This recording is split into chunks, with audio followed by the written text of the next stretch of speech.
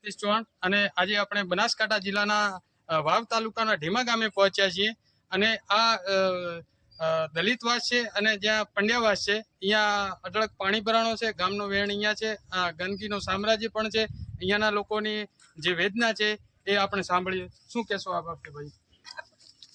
આપણે અહીંયા 5, 6 અને 7 તારીખ દરમિયાન જે નીચાણવાળા વિસ્તારની અંદર જ્યાં પંડ્યાવાસ, હરિજનવાસ, ઓડવાસ અને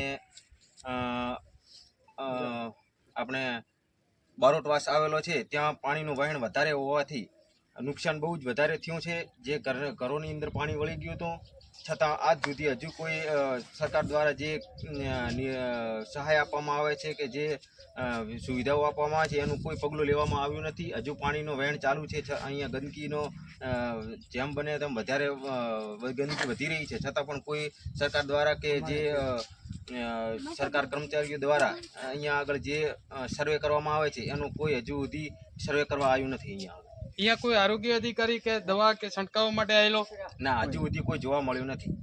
તો અહીંયા પણ આરોગ્ય અધિકારીઓ કે કોઈ પણ એમની ભાળ સંભાળ લીધી નથી અને અહીંયા ગંદકીનું પ્રમાણ વધી રહ્યું છે। એક બીજા બેન આપણી સાથે જોડાયેલા, શું કહેશો બેન આપ?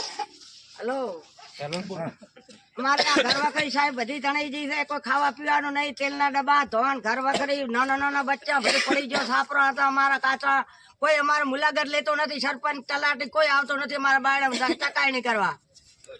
કહેવા જો શું કહે?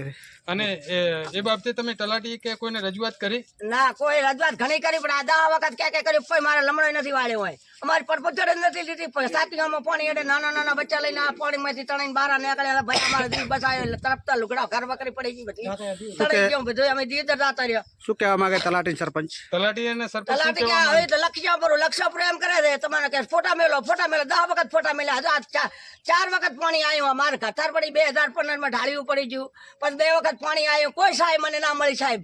આ ઢેમામાં કોઈ મને નથી મળ્યું, મને બધા કોઈ ગરીબોને કોઈ ગણતા જ નથી। 15-20 વાર બારે રહી વાહેડા, હું ઘરે આવી મારા ડોહો ઓફ થઈ જાય એટલે હું ના આવો તો અત્યારે શું કરવાનું? સૌથી શું ગમ મારા છોકરા બચ્ચા બસાબક નહીં, શું કરવાનું? મારે કોઈ હવાર જ નહીં અને વોટ લેવા તાર મારા કઈ થોડી ના વોટ લે તો ભલે। શું નામ? અને શું નામ છે આપનું? માજી કોનતા? હવે કાંતાબેનનો જણાવવાનું એમ છે કે જ્યારે પણ વોટની જરૂર પડે છે ત્યારે સરપંચો અને એમના ટોળા અહીંયા ઉમટી પડે છે અને અત્યારે જ્યાં વેદના છે, જ્યાં આપણા કેમેરામેન દર્શકો બતાવશે, અહીંયા ગટર જેવી વ્યવસ્થા છે,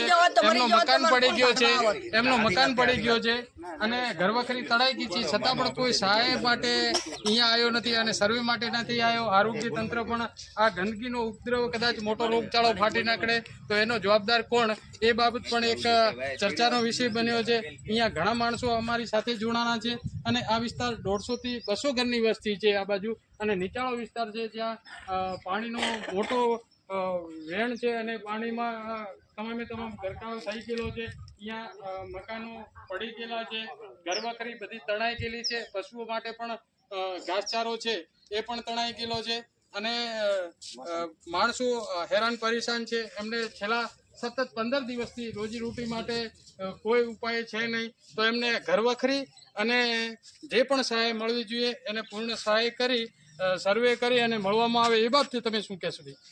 સાહેબ મારે તો અહીંયા કણ હતું ને બધું તણાઈ ગયું છે પાણીમાં, તો અહીંથી જ બધું તણાઈ ગયું પાણી, આખું ગામનું પાણી આવે। 4 વખત તલાટી પાસે ગયો પણ તલાટી કે આજકાલ કરે છે, 10 દાડા ઓટા લાલ ફરો છું, હમણાં આવું એમ કે હવે કાલે સર્વે કરવા તો ધામેચામાં રજપૂતમાં એ બાજુ કોઈને વજીરમાં ત્યાં કરીને જતા રહ્યા પાછા। અહીંયા સાહેબ મેં કીધું મારે ઘરે તો કોઈ નહીં આવ્યું। તમારે અહીંયા કોઈ તલાટી સર્વે કરવા કોઈ આવ્યું નથી સાહેબ। શું નામ છે તલાટીનું? ઠાકર પૈસા ઠાકરસિંહ રબારી, હું તમારા વતની છે। અને સરપંચ કોણ છે? સરપંચ મોનાભાઈ રાજપૂત। અહીંયા કોઈ બાત સર્વે કરવામાં કોઈ નહીં, મોનાભાઈ રાજપૂત સરપંચ અમે કહો સરપંચ કહે તમારે આવશે કરે, હું આવી જશે એમ કરે, ફોટા મેલો આમ કરો, હજુ તો કોઈ સહાય લઈ નથી મને। ધારાસભ્ય આવ્યા હતા? ધારાસભ્ય કે આ બાજુ કોઈ ધારાસભ્ય કોઈ બધું નહીં આવ્યું, કોઈ પણ કોઈ રાજકીય નેતા કોઈ પણ નથી આવ્યું, કોઈ પણ રાજકીય નેતા કોઈ પણ નથી આવ્યા બધું। અને અત્યારે તમે કેવી માહોલ કેવો છે અત્યારે તો ફોન સાહેબ બેઠા મચ્છર ખાઈ રહ્યા, ત્યાં ઘર વખરી છોકરા અચ્છા વાહન ટ્રાય રમા જોઈ લો તમે કેમેરામેનથી, વાહન ટ્રાઈને જાય રમા વાહન ખાટલા છે, આ બાજુની બોલીએ 3 જેવાથી પાણીમાં દો દઈ લો અમે પડી દો, અમે પાણીમાં પડી દો, અમે એ બહાર પડ્યા દો, અમે ડબ્બો તેલનો પડી અમે તો ભરેલો આખો, ખાવાની વસ્તુ પણ તણાઈ ગઈ છે, મારે કોઈ રહેવા નથી આવવાની વાત। કોઈ પણ આવતું નથી સાહેબ, કઈ કઈ થાક્યા અમે તો. શું નામ તમારું? મારું નામ ભૂરાભાઈ મોહનભાઈ ઉડ. ભૂરાભાઈ મોહનભાઈ ઉડનો કહેવાનો છે કે જેમની ઘરવખરી છે એ પણ તણાઈ ગઈ છે અને અહીંયા ગંદકીનો માહોલ જામ્યો છે. કોઈ આરોગ્ય અધિકારી કે અન્ય કોઈ સહાય અહીંયા મળવામાં આવી નથી. તો આ ઢીમા ગામને જે ગ્રામ પંચાયત છે એમાં સરપંચ અને તલાટી પર આક્ષેપો થઈ રહ્યા છે. આરોગ્ય અધિકારીઓ આ તાલુકાના શું કરે છે એ પણ એક મોટો પ્રશ્ન બન્યો છે. અમારી સાથે બીજા પણ એક વ્યક્તિ જોડાણા છે. શું કહેશો આ બાબતે તમે? બીજું તો બરાબર, પણ અહીંયા પાણી વધારે આડે છે. બરાબર, નાના નાના છોકરાનું શું થાય, અહીંયા પાણી આડતું તો કમર ઉપર બરાબર છે.